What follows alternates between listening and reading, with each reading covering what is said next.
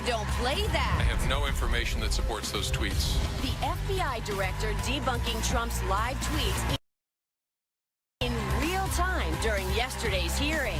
And Tomi Lahren takedown? The backlash continues over her appearance on The View. Why she was suspended by The Blaze. Plus, the sizzling Joe Manganiello talks about going from the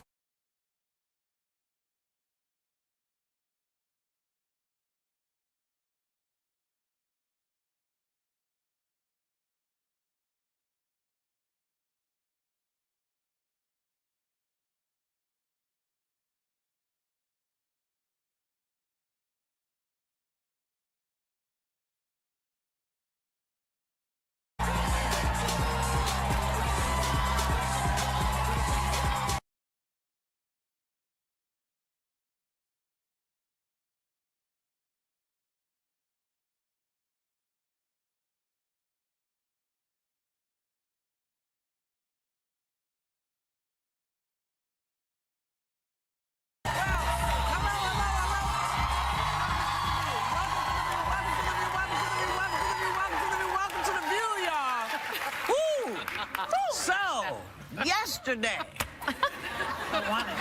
FBI Director James Comey told the House Intelligence Committee there is no information about President Obama wiretapping Trump Tower, wiretapping Trump's car, wiretapping Trump's wife.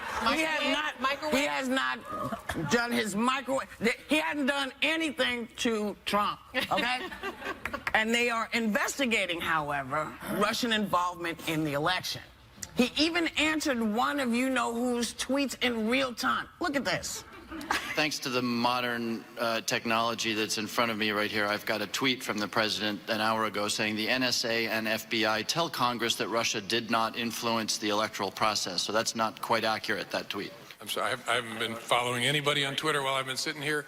I can read it to you. It says the NSA and FBI tell Congress that Russia did not influence the electoral process. Well, it's hard for me to react to that. Let me just tell you what we understand the state of what we've said is. We've offered no opinion, have no view, have no information on potential impact because it's never something that we looked at. I mean, these people are sitting there. They have to be saying, am I in an SNL skit that they're responding to this guy's tweet? This is craziness. And what's even funnier is that, because I was watching the hearing, so I'm watching everything unfold, and then I'm looking at Donald Trump's Twitter, and I'm saying, that's not what's happening. Yeah. He was tweeting. He's tweeting things that didn't make any sense. Living in an alternate reality. But the question is he just being slick and sort of sly and trying to manipulate what's coming out, thinking that people aren't watching the hearings, or is he just delusional? I think he's pissed off that he's not there. He wants to be there to defend himself. But if he were actually there, he wouldn't have anything to say because he doesn't know anything. And I actually think, I think you're right.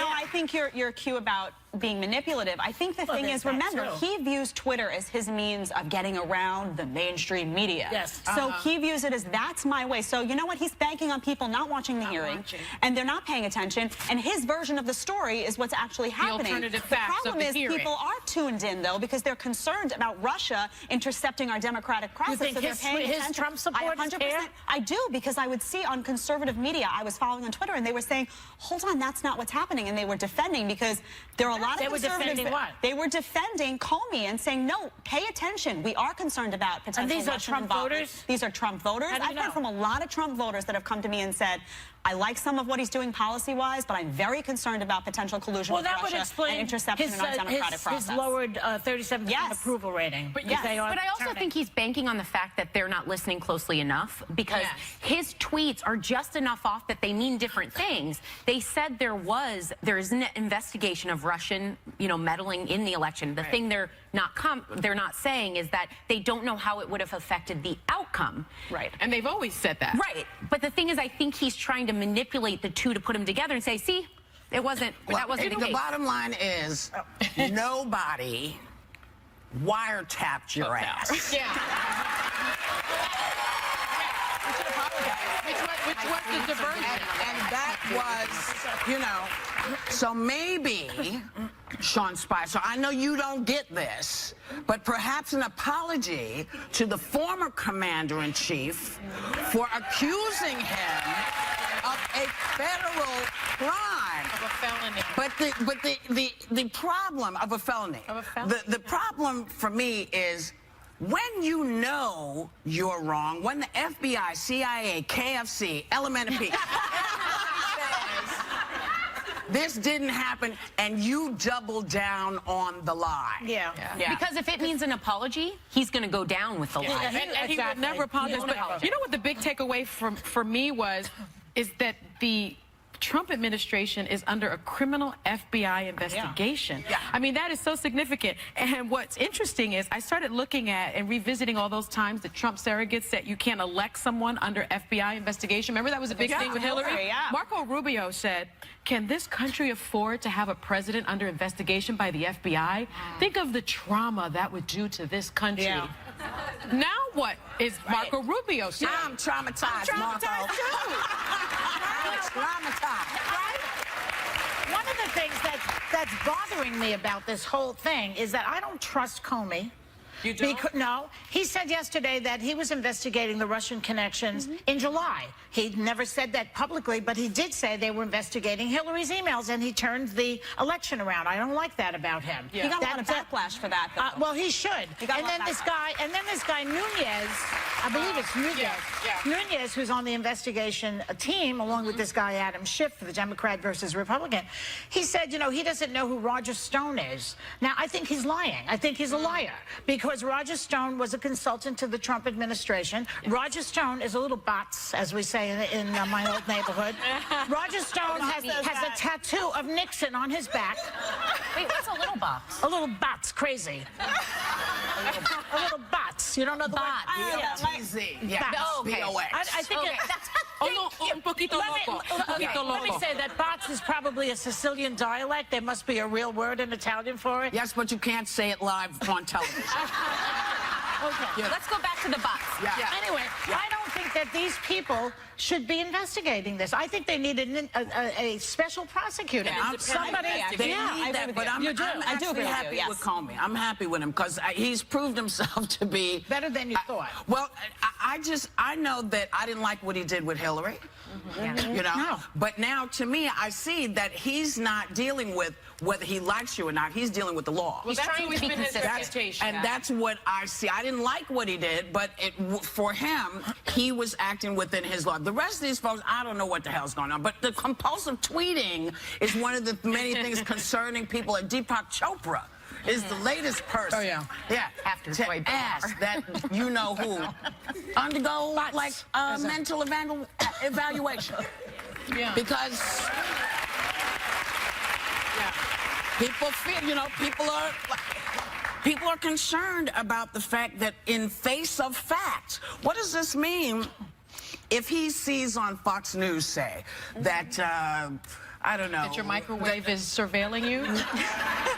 No. That's Kellyanne. Yeah, that. They've already done that one. Kellyanne. But name a country. Albania. North Korea. Albania. Albania. So they see on Fox News, perhaps, that Albania is done something terrible. Yeah. Right?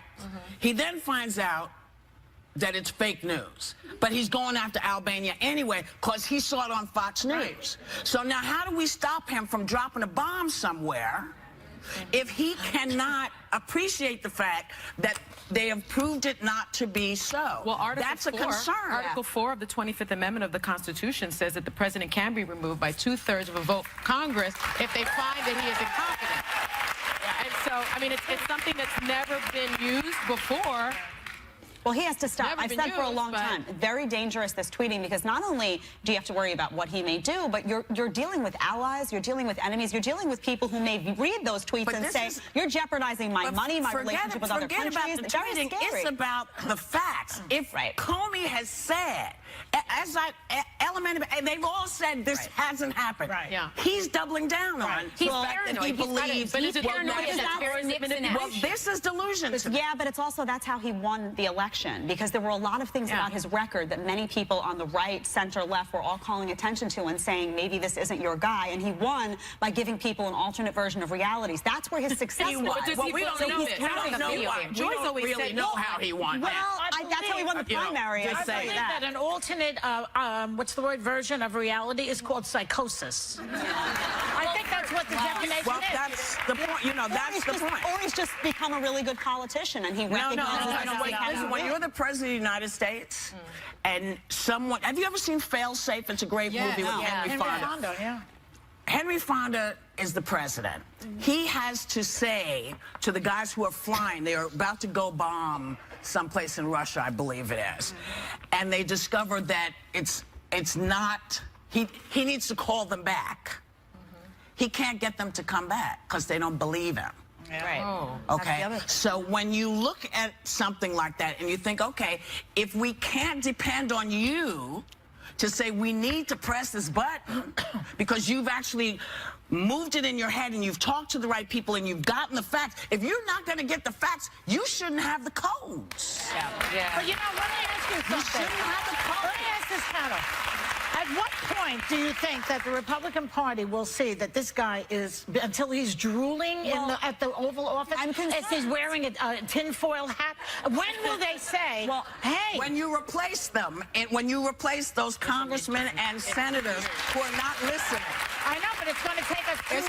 It's going to take 2 years, but it's going to take us 2 years to find the Republicans that are smart enough to say, wait a minute, this doesn't make any sense to me. I don't agree. I'm not a Democrat. I don't like what y'all do, but this is not making sense. We're in the And minority, somebody unfortunately. who's not going to be pushed. Yeah. You know, like those two wonderful women who said, we don't want Betsy DeVos. Here are all the reasons we don't think this is a good idea. They're they out there. pushed her anyway. They're out there. They're just. That's we need- right. Yeah. Well, let's stand up so we can find y'all. Yeah. We'll be right back. Later, Tim Allen outrage. Why his controversial comparison about being a Trump supporter in Hollywood is under fire. This week on The View, we've got some Tell 'em Whoopi big hot topics. And that's not the only thing hot around here. Because our political view heats up with Rachel Maddow. What's she saying about the president's tax returns now? Wait for that one. And we're getting our funny on. Hey, welcome back. So yesterday, little baby Sean Spicer defended the 10 golf trips that the current guy has taken in his 8 weeks in office. Yeah. Each which costs about $3 million per trip to Mar-a-Lago. And how long has he been in? Like 25 He's minutes? there for 2 months. He's been 60 days. Yes, he's in 60 days. He's had 4,000 trips. Yeah. You know, and you just made a very interesting. I was just saying he has spent nearly $10 million in taxpayer funds on travel in his first month as president. President Obama spent $12 million a year. That's significant to me, especially when we talk about the cuts in funding to Meals on Wheels. We're going to get to that because there's Spicer says that this is just what happens when you're president and you take these trips. But I mean, it is eating up Lil Palm, where the city he's in. Where Mar-a-Lago is. Oh, yes. It's happening here as well, Palm Beach. Yeah. And it's happening here. We're paying a lot of money. You have the We're numbers paying from Melania. $3.5 million a week to keep Melania in Trump Tower. Taxpayers. That's your money. He ran as Our the money. people's president. That he was all about. He's a numbers guy.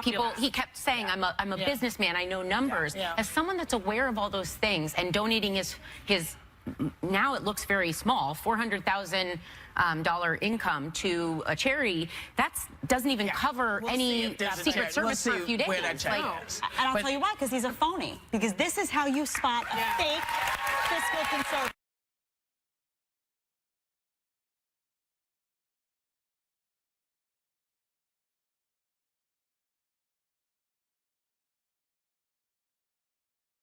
He ran as a fiscal conservative. He's a phony. Here's how they could work it out at Mar-a-Lago. Yeah. Okay. Tell us what. They always call it the Winter White House. Yes. Oh, yeah. Right? That means it's the people's house. Right? So if they charge each and every one of us who go down because we want to walk through the people's house. Maybe spend the night. Maybe spend the night? Yeah. I don't think you can spend the night in the White House either. But I'm just Okay. saying. Lincoln bedroom, But we have people to know should be. somebody. That's right. Okay. People should be That's able night to at the walk museum, through. People should be able to walk through Mar-a-Lago Yeah. if it is in fact a winter White House. Yeah. Okay. And what they charge to go through that winter White House could offset what Palm Beach is paying, what we're paying here. If Maybe. this is Yeah. another White House for us, Yeah. let's all just go and visit. I wouldn't mind visiting.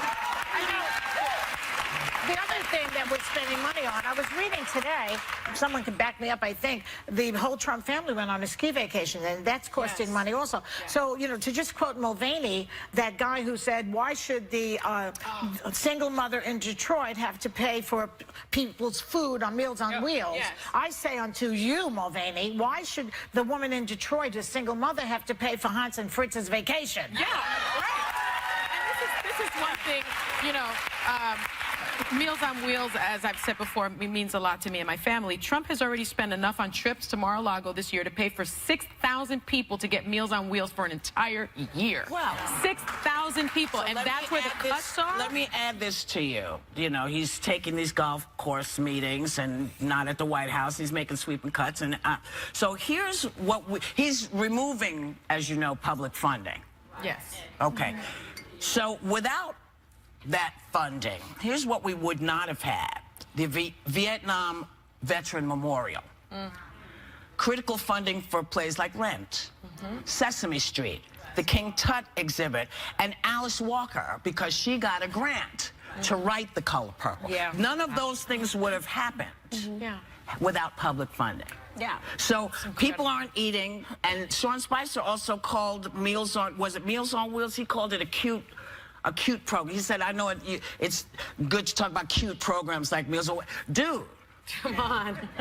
You know, People who voted for him need to get with the program now, because They're paying you can for him see that you guys are not getting anything out of this. He's also not intellectually consistent, because if you were someone who believed in fiscal responsibility and our debt and were passionate about that, and you were looking to cut things and dig into programs that people cared about, but you were also willing to cut your own expenses and not take these fancy trips, people could look at you and say, well, this is what he's about. This isn't what he's about. This is what he's about for you, but not for himself, which deeply bothers me. Yeah. yeah. But we did warn you. We did. We've been warning you. But, you know, there's, I guess we're going. We'll be right back. Yeah. Still ahead, men exposed. Guys admit the wildest things they've ever done to impress a woman. My name's Nick. Come now.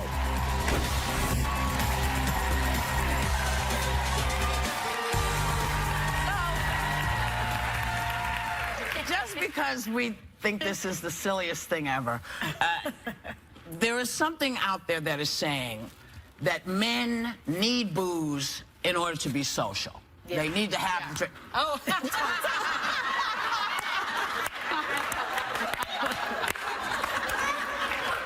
Somebody One guy. Thank you, Tom. But apparently they think, and I know at this table that is a lie, but apparently they think women do not need booze to socialize. I need booze to get through the news every night. That's what I need booze for. I mean, men do tend to go to a bar and drink beer and hang out together. Girls do that. Right? I was going to say I do But it I wonder, too. I wonder if it's more specific, like men might need alcohol to open up.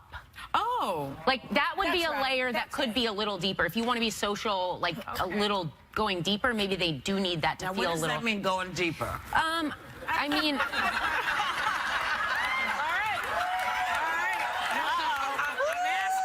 I'm asking because... let me bring my wings to the table. Are we talking about the, you know, if they're going to sit with each other and commiserate about stuff? Are we talking about to meet girls or to meet women at the bar? When you say going deeper, are we? I think among men. I think if you want to get emotional or if you want to talk a layer deeper about things that aren't going well or struggles you're having, those are very common conversations. And I might be painting with, broad. We're doing broad strokes. But like for women, I think it's very common, even in passing, to talk about, oh, I'm not feeling great about this. I think maybe it takes a little more for a man to open up about, hey, I'm struggling with this or something's going on. And again, I know there's some men that doesn't suit, but maybe that's what they mean. I don't even think with alcohol they go there. Yeah, that's what I'm wondering. Do they have those You and I know very different men. Because the guys you know are talking about sports. I'm older than you. That's No, but why. the The men guys of my generation, they talk sports. Really? My Yeah, father see, my dad is grunted, like that. whatever. My dad talks sports, keeps it very simple, but I feel like the younger generations, they my get father deep. gets deep. Men go deep. Max, My Some father men go deep. gets very deep. And He they don't need talks about alcohol things. for that, though. Like, it's funny because when I read this, a lot of my female friends, actually, whenever we make plans, I don't drink just because I don't like the taste. Unless I'm on a beach She and I have a doesn't drink daiquiri. at all. We were I hanging don't out in drink. Disney. No drinks. I went on rides, I ate, I didn't really drink. But a lot of my female friends are always like, what are we doing tonight? Where are we going to drink? And I'm like, it's like the first thing that gets mentioned is the alcohol, and it's proper often from my cocktail. girls. A proper cocktail. Girl! A nice little proper cocktail from a proper mixologist can open up the floodgates. I had to sit. we had a great sorry, honey. We had a great conversation and over the cocktail. Over I a was proper there. cocktail. I was at this conversation. I don't know what they were talking about. It went very deep into drinks. It went like 15 years back. Do you think that these men that you're talking about just do it because you're a woman? They talk to you about their feelings, but when they get together, it's like a Jen's relief. kind of a No, you know dude. what it It's a is? relief from talking about their feelings. I think it's like I'm drawn to that kind of person, male or female, that goes deep. He goes deep. Oh yeah, my guy goes deep. Yeah, yeah. Oh.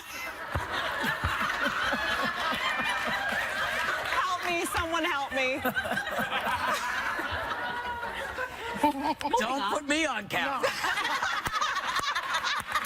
That wasn't me, y'all. Let's ask Brian. Brian, come on, you're a man, I think. Yeah. Right? Yeah, that's my favorite. Come on, Brian. What? What's the thought? Do you talk about your feelings when you're bombed? Listen, when I'm out with my friends and having drinks, I don't want to talk about my feelings particularly. Exactly. Yeah. But when you're with your wife, she insists upon it. Am I right? Yes, endlessly. There you go. So Yes. I've got But that. so I should have pondered. I should have asked you this question, not them. Because we don't know. When you guys go, when men go out, Yes. is the drinking, according to this thing, is the lubricant? drinking to make it easier? Yes. Now, you know, alcohol is never a lubricant for anything because it's a drying agent. Floodgates. But you know what? We'll be right back. It's all right. Never mind. We'll be right back. We were going to leave this alone, but we're not. Now we were talking about men and booze, and maybe the booze gives men courage to do some of the ridiculous things they seem to do to impress women.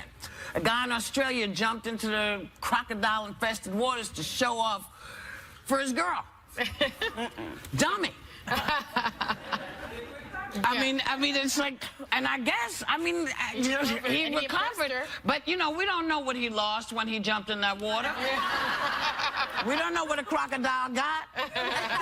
Because remember, Captain Hook lost his hand. Yeah, that's very true. Tick-tock, y'all. That's just crazy. That was crazy. What's the weirdest thing a guy has Sonny ever and I done? would dump this guy because he's too stupid to go That out would be with. crazy to And me. he jumps into the Plus, you're so risk averse. I'm so risk averse. I wouldn't like that. No bueno. I said, that's nuts. But I was looking at the list here, and Steve has done nothing to impress me. Your ex did, though. The poem writer. Let's not go there. Okay. But he wasn't my ex. He was just a fling. Just he was a person. fling. He was a fling. Tick-tock, tick-tock. But lately, Steve is saying, you know, he always used to watch football. He's like, you know, I'm not really that interested in football. And yet on Sundays sometimes I'm watching a movie, and he's in the other room yelling, yes, yes. Now, is he having an affair or is he watching football? Watching football. He's Sounds like watching the football. pigskin's back. But So he lied to me. So he is still interested in football, is my point. Yeah, So he that does would be like the only thing on Unless this you list. see what he's doing, you can't make that judgment. you know what Well, it is in the same house. But you have to go in the room and see why he's saying yes, yes. well, You never what I did that. liked was they say that men will not break wind when their partner is around. That is ridiculous. Because, well, you know what? More room out than in. If you can't handle a fart, you can't handle me. I'm sorry. That is a quote. I do not pass wind in front of my husband. Do you actually think he thinks you don't pass wind? Yes, he does. Yeah. He's got a cork does. for you that he's had for years.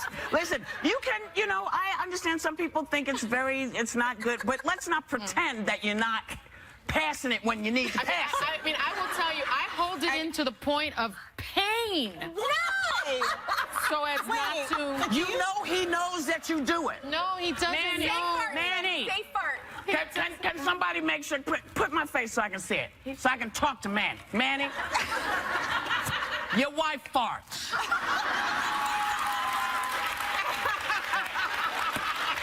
And let me tell you, Manny, how deep it is. She can fart in Spanish. She can fart in English. In legalese. Yiddish. And she can fart in Yiddish. I'm just telling you, she's a farter. Those damn veggie patties. Your quote needs to go in some book of quotes. If you can't handle a fart, you can't handle it. It's true. That's Do you a big fart in petty front of point your to- men? You know what I find about guys, though? They don't do... Sarah farts. Sarah farts. No, I do. I don't. What am I supposed to do? Hold it in and then leave the room? pain. I used to have a friend that used to hold it in. Low on this show. Leave the room. Hit it. Oh, no, And then I feel we're spray. going lower. Hold on. Okay. No, but she used to. I had a friend. She used to hold it in, leave the room, and then spray all around her body, and come back into the Absolutely. room, stinking of that perfume. And he used to be like, "That stinks." I think he would have been better off with a fart. No. I'm serious. I don't even want to tell her that these sounds happen, not sometimes voluntarily. We'll be right back. Hi, I'm Joe Manganiello, a.k.a. Hefty Smurf, and I'm here to talk about my new movie with Joy Smurf, Sarah Smurf, and Sonny Smurf, right after this. Yeah, the topics here are hot and only getting hotter. Here we go. Because this is the place where strong women. Tracy Ellis Ross making history. It's very nice to relive that moment. I felt so rooted for. Come to be heard and voice their view. We have got to stay connected to each other. Smart, funny, fearless women. You talk about your weight a lot. You're a very normal-looking girl. In fact, a little bit thin. A little bit thin's the nicest thing anyone's ever said to me, so thank you. We are Few Strong all day long. Love us or hate us, you're not going to hear. Like so many of you, I've been a fan of Joe Manganiello's body of work from Magic Mike to True Blood, and now he's joining a cast of characters that's close to my heart in Smurfs, The Lost Village. Please welcome Joe Manganiello.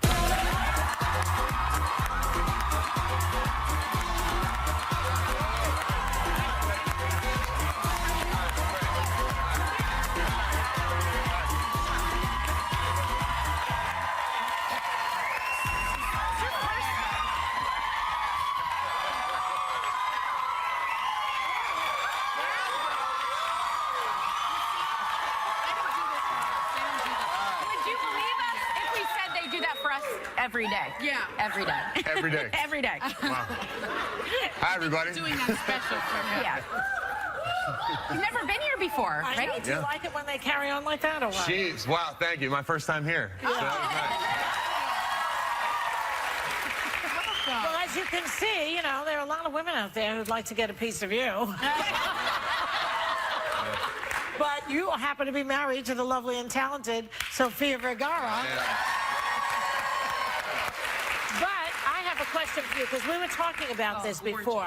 We were talking about what men will do to impress women.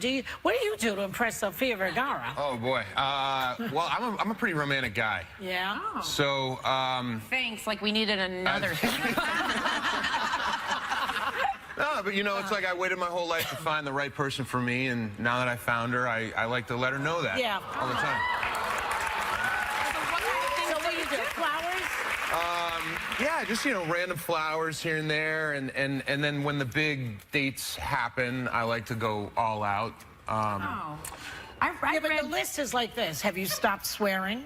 Do you maintain a tidy house? do you not break wind in front of her? I was wondering if you were going to go there. Yeah. Do you question. Tell trim us your about body? it. I mean, any of these? Do you write poetry or anything like that? You wrote a book for Well, her. I wrote a book for the first anniversary of our first date. A book about it? A book. 40 pages, count them. That's impressive. Yeah, I have a friend who's a graphic designer, and he helped me lay it all out. I had been saving all these texts and pictures that we had sent to each other, and even like I had a picture of like the table that we ate at during our first date. Like everything. So it was a history of how we How long met did you and know fell in each love. other? We 6 months. well, No. we Kidding. Go ahead. coming up on 3 years together, but we had just like kind of bumped into each other, seen each other out. Yeah, yeah. Like I really hadn't seen anything she had done acting-wise, and she really had never seen anything I was in. So it wasn't like that. It was I would just see her out and kind of go, okay, that's me likey. That's me. Well, you recently celebrated your 40th birthday and threw an epic Joe-Chella themed party. You had quite the guest list: Fergie and Josh Jamal, Yep. Dennis Rodman, Yep. Pee-wee Herman. Yeah, of course.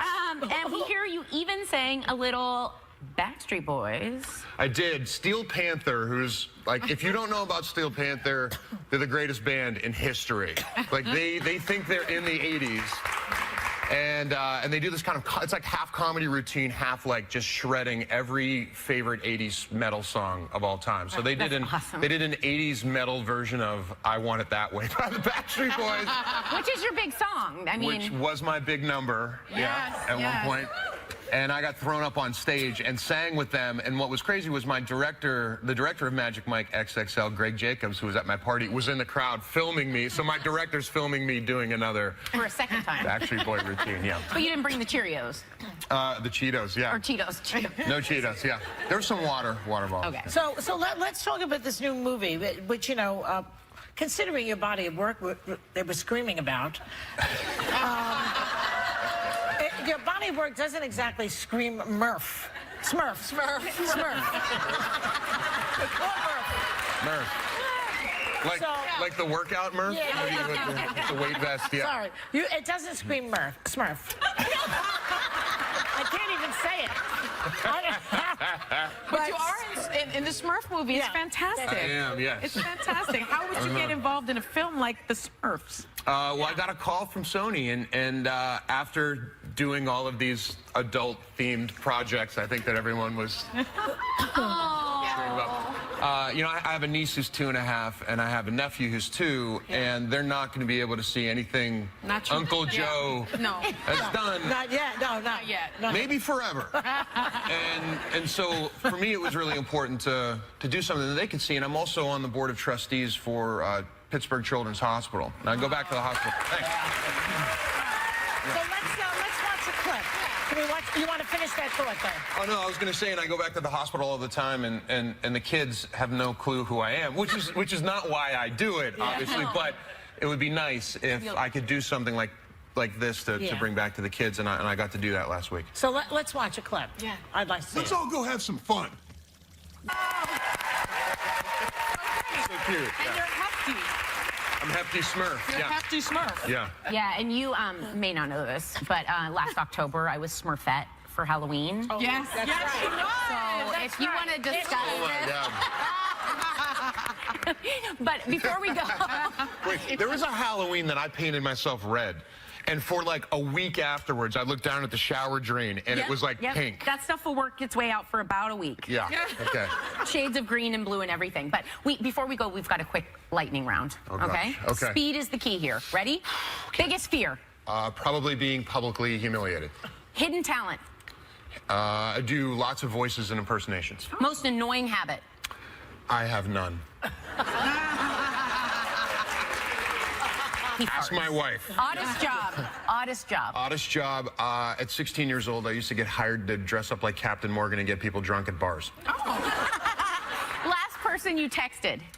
This guy who, called the Dwarvenaut, who makes scaled down Dungeons & Dragons models. Oh. Wow, you're a gamer? There you go. That's very nerdy and cute. Guiltiest pleasure? Sofia Vergara. Not guilty at all. We love Naked and Afraid. Okay. We love that show. Sounds like my first marriage. I'll set him He up. was naked, I was afraid. Okay. And on that note, a big thank you to Joe Manganiello. Smurfs, The Lost Village is in theaters April 7th, and everyone in the audience is going home with a copy of the companion book. But before we go, we've got one last rapid fire question. Go-to karaoke song. Oh. Just kidding. I already know. Go. Tell me why. Sing it. There we go. Nothing but a mistake. Tell me why. Tomorrow, Rachel Maddow hits the table live to take you inside the controversy over her exposing Trump's tax return and if she'll do it again. And does the original love story teach you everything you need to know about relationships? New York Times bestselling author Bruce Feiler talks about Adam, Eve, and us. Oh, hey. Yeah, 24 seconds, huh? Well, it's been great having you in our house. Thanks for letting me in your house and letting us in your house, and we want you all to have a great day and take a little time to enjoy whatever view you happen upon.